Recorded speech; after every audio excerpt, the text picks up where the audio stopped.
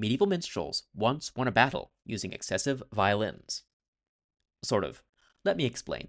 So, it's the early 13th century, and Lord Randall, the Earl of Chester, is stuck in Rhuddlan Castle in Wales, besieged by a hostile Welsh army. He sends a message to his constable, Roger. Roger, help! It says. Constable Roger commands a small force of soldiers who could march to his lord's rescue, but today is the county fair, and the fair is absolutely thronging with all of the most disreputable of medieval tradesfolk: cobblers, minstrels, actors, merry companions, ladies of the evening, and even violinists. Could Roger just march off, leaving this rabble unsupervised? Unthinkable. Instead, Roger deputizes all these unsavory characters, from the crustiest cobbler to the most villainous violinist, and leads all of them, along with his soldiers, to march on Rhuddlan Castle.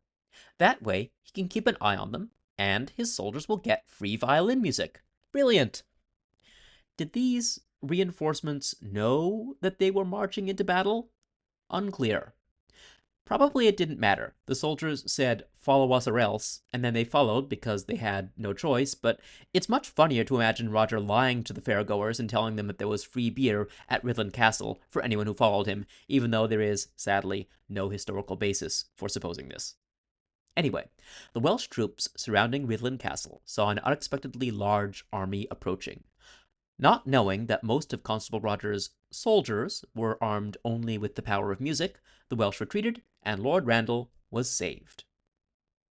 The grateful Lord Randall made Constable Roger the head of his minstrel court as a reward, which sounds very whimsical and fun, but I'm sorry to tell you that it was really just a licensing bureau collecting annual fees from all the minstrels that wanted to perform in the county of Chester.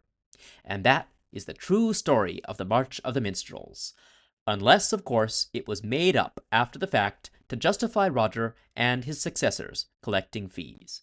Regardless, the Chester Minstrel Court became something of a regulatory model for other English lords who liked money but hated violinists.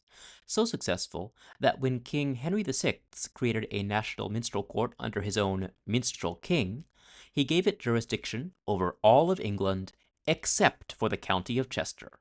All because